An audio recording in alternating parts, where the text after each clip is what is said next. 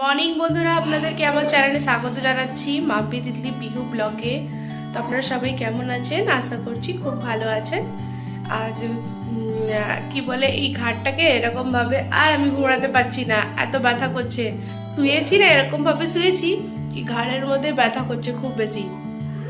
ঘুম থেকে উঠেই ঘাড় নাড়তে পারছি না। বলে লে বাবা, কি হয়ে গেল আবার? এক তো সর্দি লেগেছে, গলা এখানে টনসিল পুরো ফুলে আছে, আদি খুব ব্যথা করছে। বাচ্চাদেরও সর্দি খুব লেগেছে, তখন আচানক ঠান্ডা পড়ে গেছে। তো আর এখানে তো খুব বেশি ঠান্ডা পড়ে, এমনি জঙ্গল সাইড আছে, খুব বেশি ঠান্ডা পড়ে। তো তাই জন্য আর রুমটাও খুব বেশি ঠান্ডা হয়ে যায়, কেননা উপরেও রুম আছে, আর তাই জন্য নিচের রুমটা পুরো ঠান্ডা হয়ে যায়। তো এখন ঘুম থেকে উঠলাম, উঠে আর আমি বললাম চলো ব্রাশ করে তারপরে এখন চা বসিয়েছিলাম। তো চাটা বানিয়ে নিয়েছি, তখন চা খাবো আগে, তারপরে আরও কাজগুলো স্টার্ট করবো। এখনো কাজ স্টার্ট করিনি। সকাল সকাল উঠে ঘুম থেকে উঠে আগে চা খাওয়া চাই, তবে কি এনার্জি পাই, না তাছাড়া এনার্জি পাই না একটুকুনিও কাজ করবার। আর এই সাইডে যে ছোলাগুলো দেখছেন, এগুলো আমি ইঁদুরের জন্য, এর মধ্যে আলু পেঁয়াজ তারপরে আবার বিস্কিট বগেরা আমি ডাব্বার মধ্যে রাখতে পারি না, যেহেতু মানে বিস্কুটের ডাব্বাটা খুব কেটে ফেলে। তো তাই জন্য এর মধ্যে আমি স্টোর করে রাখি সব কিছু, ওইদিকেও আছে এদিকেও আছে, আমি স্টোর করে করে রেখেছি। কী করবো, বাড়ি মুশকিল। একটা ড্রাম আছে, তো ওই ড্রামের মধ্যে যদি চাল রাখি, তো আরেকটা মানে এক্সট্রা আমাকে লাগছে কি কিনতে হবে ড্রাম এইসব জিনিস রাখবার জন্য, কেননা তুই ইঁদুরে বিরক্ত করছে, মানে কি বলবো। তখন এত পুরো ঠান্ডা ঠান্ডা হাওয়া চলছে। দেখেন আমি বাইরের দিকটা উঠানটা ধুয়ে দিলাম, চলেন। আর এদেরকে দেখেন, এদের এখানে লড়াই স্টার্ট হয়ে গেছে। দেখেন খেলনা বাটার নিয়ে বসে গেছে, আর এদের লড়াই স্টার্ট হয়ে গেছে। কি হয়েছে, কি হয়েছে? আচ্ছা আচ্ছা বলো, তো দেখে বলো।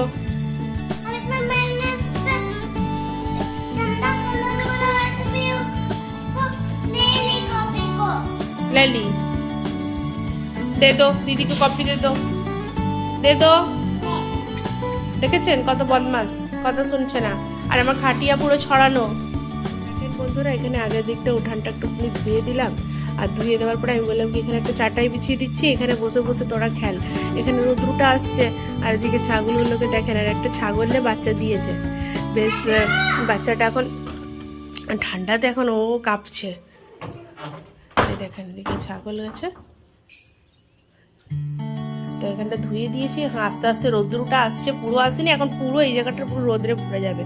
তো এই জায়গাটা একটুখানি মানে পয়েন্টের গাছটা একদম মানে ছোট ছিল, অনেক ছোট ছিল, তখন একটুখানি বড় হয়ে এসছে। তো দেখেন বন্ধুরা, চাটা বানিয়ে নিলাম, চাটা এখন বাড়ছি, বেড়ে নিই, বাচ্চাদেরকে একটুখানি দিব চা, আর ওরা একটু বিস্কুট দিয়ে চুপি চুপি খাবে। চা তো বাচ্চাদেরকে খেতে নেই, আমরা তো কোনোদিনও ছোটোবেলায় চা খেতাম না, কিন্তু এখনকার বাচ্চারা কি কথা শুনে, ওরা বলবে চা বিস্কুট খাবো, তো অল্প অল্প একটু একটু চা দিলাম, ওর মধ্যে বিস্কিট ভিজিয়ে ভিজিয়ে খাবে। তো চলেন, চাটা দেখে আর তরস হইছে না, এবার কখন খাবো লাগছে।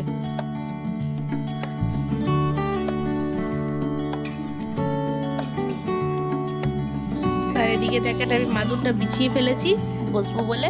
তো রোদ্রুটা বলে একটু বসলাম, তো আরাম লাগছে, ঘাড় ব্যথাটা করছে, তো তাই ঘাড়ের মধ্যে এই জায়গাটাতে একদম মানে শুয়ার বসে বালিশগুলো একটু রোদে দেবো। আর ওরা খাচ্ছে ভিতরে, নাহলে খেয়ে নে, তারপরে তোদেরকে লিখতে দেবো, লিখে নে, তারপরে ওরা খেলবি বসে বসে। না তো ওরা লিখতে চাইবে না, বসে লিখলেও ওদেরকে একটু মজাও লাগবে, তাই লিখবেও না।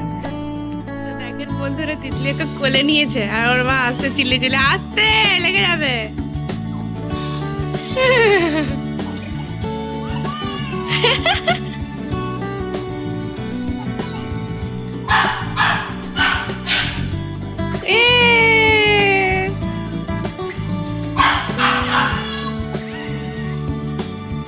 বাবু লেগে যাবে।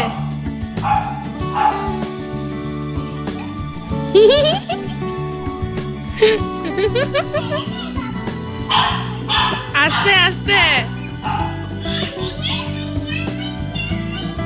দেখ, তোকে পিছন থেকে একটা গুতা মারবে।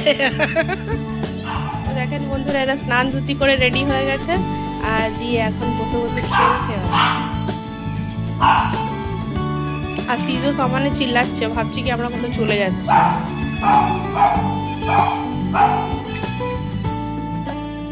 তো দেখেন বন্ধুরা, এদিকে বিছানা সব গুছানো টুছানো, ঘর দুয়ার পরিষ্কার করে আমার স্নান হয়ে গেছে, এরা রান্নাঘরের থেকে চিনি খেয়ে খেয়ে বেড়াচ্ছে দুজনে। এদিকে পূজা উজাও করে নিচ্ছি, আজকে একটা ফুল পাইনি। আর এদিকে দেখেন বাইরেটাতে কম্বলগুলো দিয়ে দিয়েছি রোদ্রে, স্নান করে নিয়েছি। আর মাথার এই জায়গাটাতে এত ব্যথা করছে, আর মাথাটাও পুরো ব্যথা হয়ে গেছে, একদম কাজ করতেই পারছিলাম না। আর এদিকে ভাত ডাল হয়ে গেছে, আর একটা তরকারি বানাবো, বাস হয়ে যাবে, হ্যাঁ না। আর আমার বাচ্চাগুলো এত বদমাশি করছে, মানে কি বলবো, যখন শরীর খারাপ থাকে না তখন বাচ্চারা একটু বেশি বদমাশি করে। এখানে বাটিতে চিনি রাখা ছিল, সব চিনি ফেলছে, খাচ্ছে আর ফেলছে, কি বলবো, হ্যাঁ না। তো চলেন একটুখানি কিছু রান্না করে নিই। তো বন্ধুরা দেখেন এদিকে ডালটা হয়ে গেছে, ডালটা সোমবার দিব এখন আমি। তো ডালটা সোমবার দিয়ে নিব, দিয়ে আলুগুলো উঠিয়ে নিচ্ছি, আলুগুলো সিদ্ধ দিয়েছিলাম, তো ওগুলোকে উঠিয়ে নিচ্ছি, উঠিয়ে দিয়ে তারপরে সোমবার দিয়ে দেবো।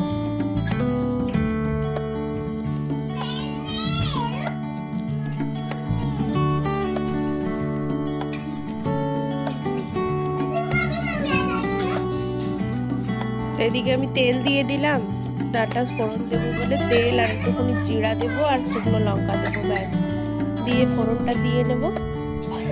আর আমার অনেকগুলো বোতল জমা হয়েছে, ওগুলো ভরতে হবে।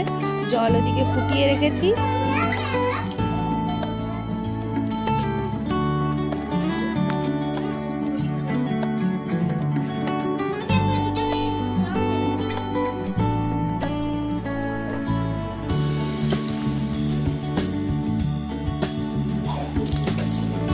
বন্ধুরা তেল গরম হয়ে গেছে, জিরা আর তেজপাতা দিয়ে দিলাম, এবার শুকনো লঙ্কা দিয়ে দেবো।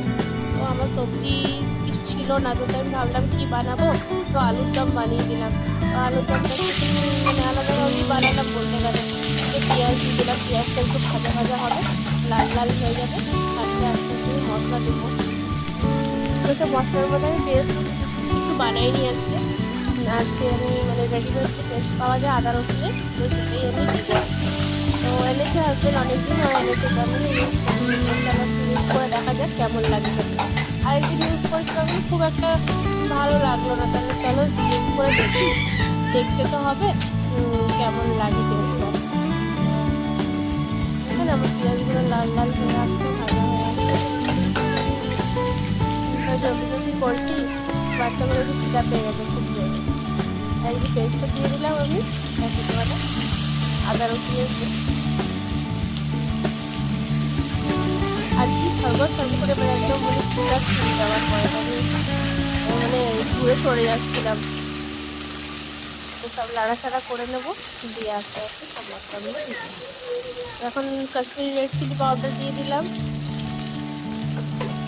হলুদ দিয়ে দিলাম 2 চামচের মতন। কাশ্মীরি রেড চিলি পাউডারটা দিলে বেশ ভালো লাগে, লাল লাল হয় তো তাই ভালো লাগে।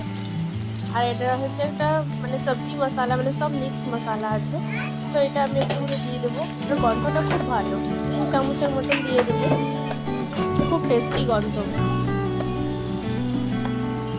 তো তারপরে নুন দিয়ে দিচ্ছি একটু একটু করে, স্বাদ অনুসার নুন দিয়ে দিলাম। এবার সস দেবো, আমি সস দিয়ে বানাবো, যেহেতু আমার টমেটো নেই তাই জন্য আমি সসটা দিই। তো সস দিয়ে দিলাম, এইটা আরেকটা সস আছে, সসটা দিলাম, একটু করে খাট্টা মিঠা ঝাল লাগে, তো একটা আলাদা টেস্ট আনবে, তো তাই দিয়ে দিলাম। এরকম করে আপনারা বানিয়ে খাবেন, দেখবেন খুব ভালো লাগে খেতে। এটা পরোটা বা খেতে খাবেন ভালো লাগে। একটু হালকা জল দিয়ে দিলাম, ভালো করে কষে পুড়ে যাচ্ছিলো মশলাটা, তো তাই জন্য একটু জল দিয়ে নিলাম। তো ভালো করে কষিয়ে দিয়ে তারপরে এর মধ্যে গোলকি গুঁড়ো দিয়ে দিলাম। যেহেতু আমি কাঁচা লঙ্কা দিইনি তাই জন্য আমি গোলকি গুঁড়ো একটু দিলাম। এবার আলুগুলো নেড়ে চেড়ে দিয়ে তারপরে আমি বেশি না হালকা জল দিয়ে দিলাম।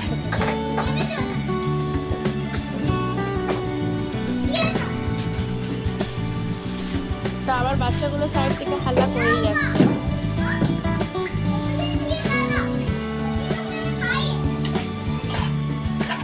তো কসুরি মেথি দিয়ে দিলাম, কসুরি মেথিটা দিলে বেশ ভালো গন্ধ আছে। তো আপনারা চাইলে ধনেপাতা দিতে পারেন, তো ধনেপাতা আমার কাছে ছিল না যেহেতু, তাই জন্য যা ছিল তাই দিয়ে বানিয়েছি। এটা চিনি দিয়ে দিলাম উপর।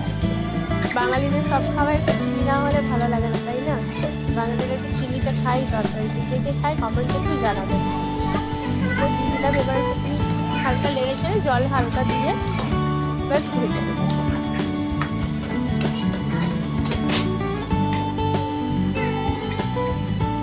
তো বন্ধুরা দেখেন, এই যে বড়া একটু ভেজে নিলাম, ডাল ভাত আর ওই আলুর দম আর এই বড়া বাস আমাদের হয়ে যাবে দুপুরকার খাবার। তো বন্ধুরা এই যে বাচ্চাদের জন্য ভাত বাড়ছি, বা সব কিছু হয়ে গেছে। এবার ওদের জন্য ভাত বের ওদেরকে আগে খাওয়াবো, তারপরে হাজব্যান্ড আসলে আমিও খেতে বসবো। তো আজকের ব্লগটা আমি এখানেই শেষ করছি বন্ধুরা। কালকে আবার একটা নতুন ব্লগ নিয়ে আসবো। তো আপনারা সবাই ভালো থাকবেন, সুস্থ থাকবেন, আর আমার চ্যানেলটাকে যে সাবস্ক্রাইব করেনি সে সাবস্ক্রাইব করে দেবেন, আর বেল আইকনে প্রেস করে দেবেন, আর কমেন্টে জানাবেন আমার ব্লগটা কেমন লাগছে। ঠিক আছে, তো আজকের মতন এখানেই, টাটা বাই।